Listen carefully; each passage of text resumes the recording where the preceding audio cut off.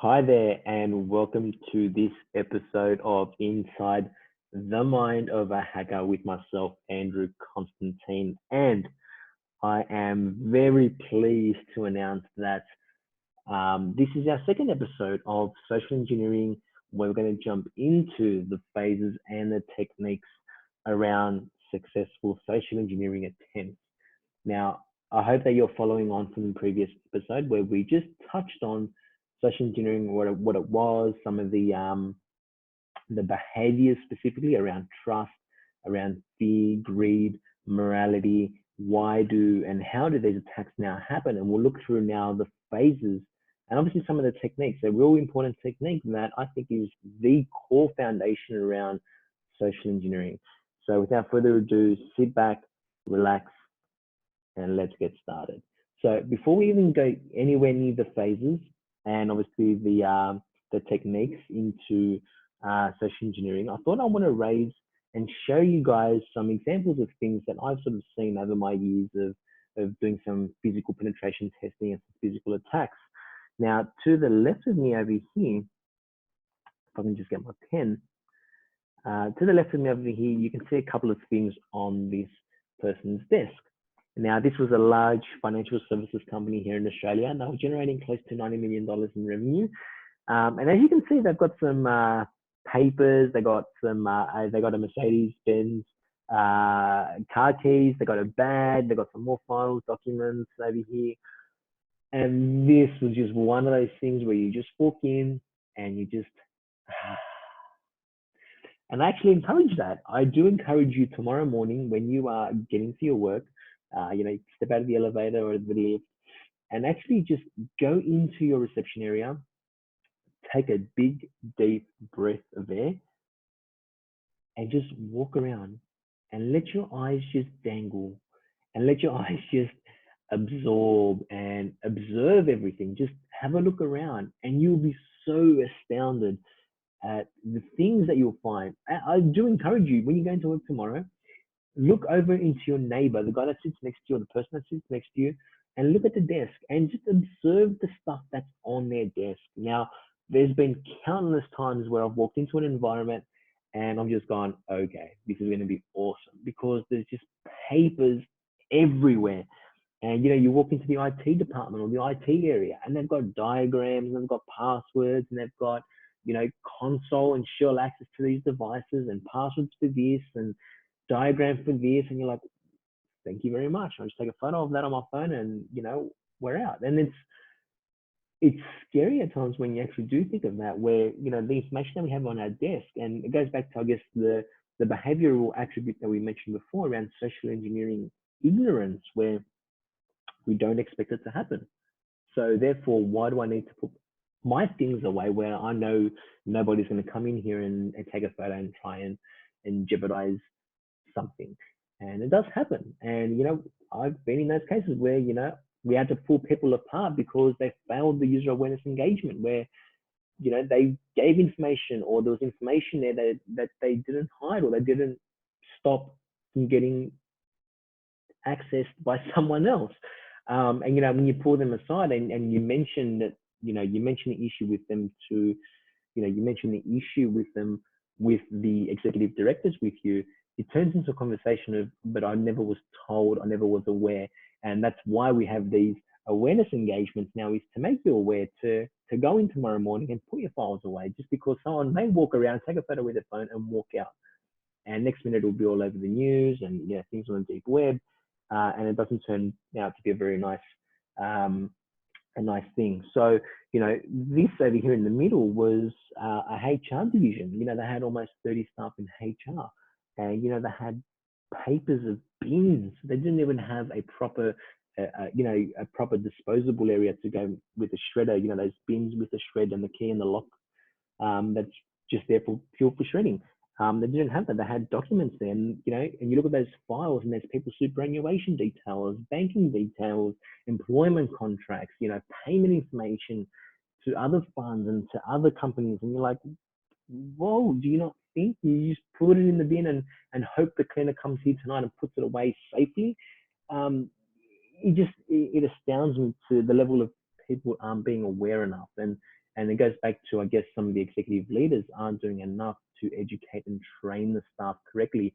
They're merely just getting them to click and, submit online assessments where it doesn't actually work until someone is physically challenged or presented with an opportunity. If someone walks into the HR department and takes a laptop away, what do the HR people do? Are they going to challenge that person? Are they going to ask questions? Or will they just accept it that it is from IT or from a service provider and they're coming in to take a laptop and take some devices out of the company? So, it happens. To the right over here, this was funny. This was actually a security department of the company, and they had a post-it note on their monitor, and it had operator. And I kid you guys not, I did try the bracket, leave blank, close bracket. It didn't work, and I did just type in operator, and I left it at that. And I pressed enter, and maybe enough, it was access to the machine. So, these things do happen, and, I'm here to raise some awareness to you guys. So you walk away now and you'll go into work tomorrow, and if your neighbor doesn't have, a clean desk or doesn't have any information on his desk, get him to watch his video and say, hey, Andrew's going to come here tomorrow and he's going to brief you and clean up your act. All right, so let's move on. So let's talk a little bit about the phases. I'm going to spend a couple of minutes. I really don't want to spend too long talking around this. I just want to really highlight and mention some key areas that we should all be looking out for.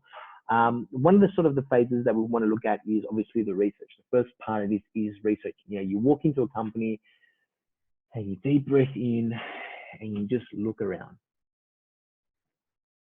And then surely enough, with the information you see, and you put a criminal hat on, everything starts to change, right? Like if I'm in there now and I've gone, okay, I'm going to damage this company in the worst possible way, everything becomes light. Like you can just see things just coming up. Like I now know where the printer is. I now know where this room is. I know where the reception sits. I know where everyone is. And it just doesn't take long to actually get your formality, get your bearings in the company, right? So the first part of this is obviously the research, right? So we come in and we go, okay, and you're going to have to be reckless not to do research. And sometimes, and I must admit, I usually go better out on instinct than I do out on research. I can't sit there and research something unless it's, it's a heavy engagement, or I love just going out on pure gut feeling and pure instinct. It just works for me, and it just comes across a bit more confident for me, where I can just come in and go, okay, I need access to X, Y, Z, give me access to that for a case, and in most cases, the proper phase for this would actually be just to do proper research initially. You got the bin, you got the dumpsters, you may even come in as a cleaner at night. Sometimes companies don't have proper access controls or physical access controls into a company. And you can just tell in with one of the cleaners, and that's fine. You can say, look, I'm filling in for someone, and make sure that you actually know the company that they're from, and the people that are actually working there don't just walk in and just be like, yeah, I'm here. They may even question you and challenge you. So have some, plan B, plan C, and plan D ready for, any challenges that, if you are doing social engineering assessments, do have a plan. The website is one, employees through social engineering, like the social sites, the LinkedIn's a perfect example of victims. Listening to conversations, like you can just be on a train and you can hear the conversations of people that will just make you do flips in your head. The amount of stuff people talk and give out information about their company or the things that they're doing at work will leave your jaw drop. And I'm pretty sure everyone has their stories, and you just see people doing things on buses and trains. They're filling out bank details and they're filling out the credit cards and they're putting credit card details on there, and you just look over your shoulder to their thing on their screen and you can see their entire card. It just takes you a couple of minutes to write it down with the expiry pass and CVV and all that sort of stuff. And these things happen. So if you just sit there and you just listen to stuff, you usually get more information just observing. Touring the company, this is, and I will do slack saying this, a couple of years ago, or maybe almost a year or so ago, we're doing some security work with a charity, and and just getting a tour, coming in as you know, a company that's here to help and support that particular company, was one of the engagements. And, we were there just to actually do and run some media reports. So we were trying to get their team to expose information about the particular company, about some patterns they were working on, was the engagement type. And, touring the company where, you'll go to the CEO and say, hey, we look for a company, we're doing some media stuff, we're going to have a few people come over and interview you. Do you mind showing us around? And they're happily love to, no questions about it. Come in, here's our staff room, here's our breakout room, here's this, here's that, the background area. Oh, how do you actually enter the building? Oh, here's the code and here's what they type. And you're like, oh, whoa, whoa, whoa, whoa, whoa, whoa, whoa. Yeah, and I'm not going to go too much detail about it. It was a good engagement, but on a personal note, it wasn't very, very good. Anyway, moving on. Research. So we'll research the company. Identifying the victim was the next step. So when we've obviously researched that, we now want to get very specific on, who's going to be that frustrated employee that's just, is annoyed with their work. They've got so much things to do. And if it's just one small thing that they can just quickly do, get it out of the way, and then move on to the rest of their work, who's that can be? And, if you don't have to be very intelligent to pick that up. There's a lot of people that are in stressful roles, call centers, people that are on the phones constantly, sometimes receptionists, but some receptionists are very well trained not to give out information, because some of them are actually trained very, very well not to give out information that's, could be damaging to the company, but some do. And, we want to then select who's that employee that's frustrated, and, can be deceived very easily into handing out information. And that's the person that we want to sort of go after. We then want to build a relationship with them. It depends on the engagement. If this is going to be, a more of a sophisticated attack, or is this going to take, a couple of weeks to fulfill, opposed to a few months where you're really going to have to work closely and gain the trust of maybe a senior executive or a leadership director. And you may notice that this guy particularly plays rugby on Sundays, and, has a three wives. I was going to say have a wife and 3 kids. But, it's going to take a bit of a while before you build that relationship. You'll have to understand that type of person, how they like to communicate, what their actual hobbies and charismatic things are, what they do on a day-to-day basis. And then you start building and forming that relationship. And that can be done, through physical things, like, through a physical relationship. You might meet him at the golf course, or might meet him at the rugby thing and say, hey, I'm also here to play rugby, or I'm doing whatever. And you strike up a conversation a couple of times, a couple of weeks go by, and then he starts to resonate you with, oh, you're so-and-so, by the way, so I do some work here, and, and whatever the case is. And then you start divulging or start extracting information out of them.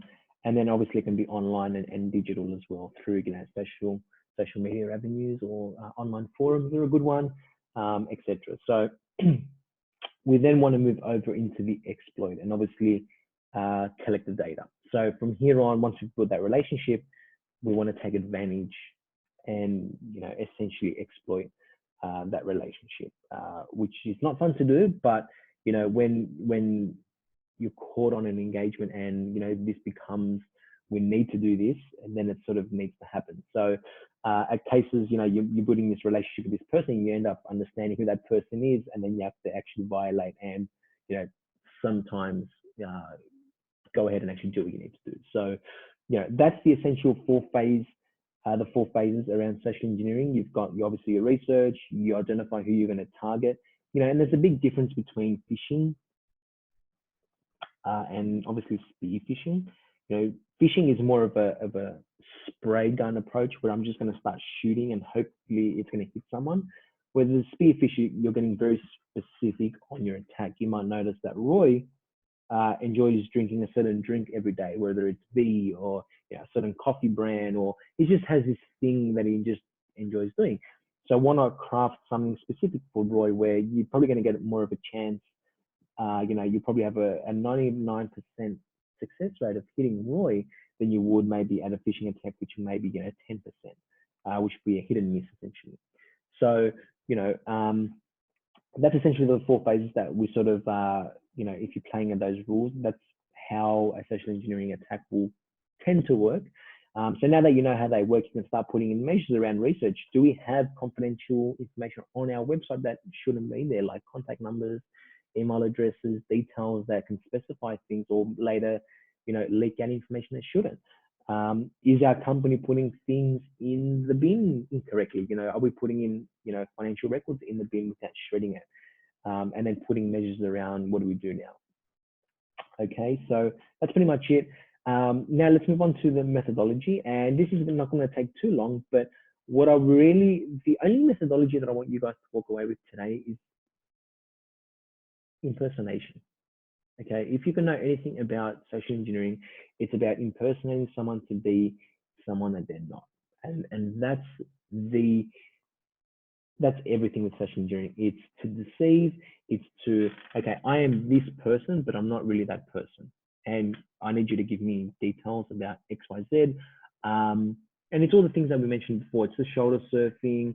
It's it's done through shoulder surfing. I can sit on the bus and follow that person home. I can ride to work with him. If I do see him riding a nice Cervelo or a nice Bianchi or a Colnago, if he cycles to work, or I can name all these brands, and I can just come in with my bike as well and be like, hey man, I'm going to Barangaroo, or I'm in the city today, what do you do for work? And you realize the amount of conversations you have with people that you may meet on a regular basis. Like, I was riding down Watson's Bay one day, and I met this chief security officer from overseas for a big air company, and he was here in a couple of days, and we just started talking. He had a nice S-Works, and I said, nice bike, and we started riding, and it just turned out into this, thing where, we still keep in touch to this day. And, it was just a friendly discussion, no information was exchanged. It was just, a really nice S-Works, and,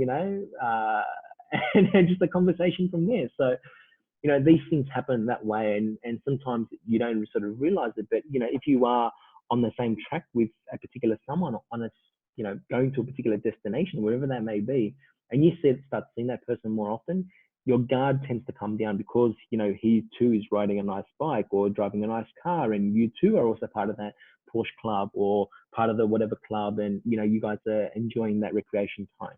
So it becomes now on a personal note that, oh, you too also enjoy cycling, or you too also enjoy rugby. Yeah. And then you have that conversation, and at the end of it, it becomes more of an exploit of getting information that you shouldn't. Okay. So some impersonation things that we've seen, and obviously we spoke about before, you've got the physical stuff where you're physically walking in, you've got the online and digital stuff. Job sites are one of the biggest forms of social engineering, when people just post things on the website about whatever technology, digital stuff they're working on. It's all then, it's like, whoa, okay, too much info. Take it easy a little bit, right? So just be careful with that. Other examples of things that really work well for me is being lost. There's been so many times, I was working for a hotel chain here in Australia, a global hotel chain. And one of the things is just me getting lost. I'm looking for the bathroom, and before you know it, you're in the back room somewhere. You've got access to power plants and food supplies and all the other stuff that comes with it. And that just works because people don't expect that to happen. Where it's just like, oh, I'm just trying to find the bathroom. Like, where the bathroom is? Oh, it's right here. Okay, yeah, sure, nice. And before you know it, you're wandering somewhere that you shouldn't at 2 o'clock in the morning or 9 o'clock at night, or whatever the case is. So just be mindful of those things. Just asking for help in general. This works, believe it or not. A lot of the time, I don't keep track of this and how often it actually works, but people just want to do good. And sometimes I actually do feel slack. Like, we're doing some work with some of the media companies here in Australia, and we were doing a wireless hacking assessment. And one of the cases was to go to this restaurant chain, multiple restaurant chains, and they have their, obviously, the still Wi-Fi that only the car systems will use, and that stuff. And I literally just walk up to the guys and said, hey, do you have the Wi-Fi password? I'm just trying to get access to this Wi-Fi network. And they get a piece of paper out and they put the thing on it and they give it to me, and it's like, makes my wireless hacking less harder. I don't have to start decrypting and breaking all the three-way handshake details, all that sort of stuff. And it just works. Like it's, hey, I just need a hand, can you help me with something? Yeah, sure, here it is. And people don't think twice about it. I'll try and keep track of it a bit more as as I keep doing my engagement. Um, Cleaners, FedEx, pass, what do you call them? Toner charges, toner print people that come in, replace your toner cartridges. These guys just don't let anyone in unless you know them. If you see a FedEx guy, on a regular basis, if it's the same person, that's probably okay. But once you start seeing them wander and start asking a bit more information, I'll be very cautious. Something may not seem right. Acting dumb has probably is the same as just asking for help. When you're trying to be deceitful, you don't want to show your true knowledge, so to speak, right? So you may approach a certain situation with minimal knowledge about that and let the other person who, at this case may have, pride and the self-worth to actually explain something to you. So you just sit there and you listen, you're eavesdropping on information. And before you know it, these people just continue to talk and talk and talk and talk. And before you know it, they've given you detail after detail after information after more information. And, you now have gone, well, thanks for that. Like I have all this information at my disposal. So yeah. Yeah, and I think that's pretty much it, guys. So, on the technical side, you've got things like downloading stuff, some of those simple things like Adobe downloads or uploads, you get links to things. So there's essentially an action that's links. You might get a link like the email that we saw before that's getting me to try and click on something and do something, and there's an action intended for me to do. You've got instant messenger, all the social media stuff, or it's basically redirection. You may have a particular website and then you get redirected to another website that doesn't have the proper security stuff. And it may be just HTTP : whack whack, and it's got the thing of the website. If it doesn't have that and it's asking you to put in a username and password, I'd not be on that site and close it and get rid of it. And there's just things like, I don't know what else to explain, but there are things like downloading stuff. Like if I'm going to a particular website and it's constantly prompting me to download something without me going there, or it's constantly just coming up and saying, hey, you now have an update, please install Adobe. And you're going, well, I never went on Adobe. I don't even have Adobe. That's a bit of a concern. So just being understanding and of your surroundings, of your, just being aware of things like that. You can put safeguards in place. And I think that's pretty much it. I think we've covered all the necessities that we've needed to do. The main thing that I need you to be aware of right now with social engineering, it's basically just an action. So 99% of the export is me trying to get someone to do something. That 1% next is the action that's intended for the click, for the here it is, for the whatever action that's intended for the reply, right? Whether it's Wi-Fi details, whether it's logon details, whether it's who knows what it may be. But that 99% is the ask. Essentially, it's the, hey, do you XYZ? And then that 1% left would be that response that comes back. So it's always an action intended, whether it's an email asking me to do something, there's always an action intended. Plug this USB in and tell me what comes up on the screen. Is there an IP address? Is there this? Is there that? If it's not right, it's not right. And, if it doesn't seem right, challenge it and speak to someone else in your department. Go to your IT director or go to your security person that you have a relationship with and ask them, is this real? Is this not? Should I be concerned about it or not?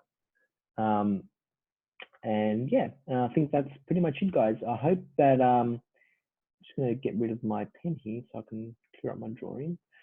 And I think that's pretty much it. I hope you've enjoyed this episode of the techniques and obviously the methodologies that we've gone through around social engineering. If you do have any other questions or any other things that you'd like me to discuss or go over around social engineering, do let me know. and we can go through it again together. This has been super, super fun. And I'll see you guys in the next episode.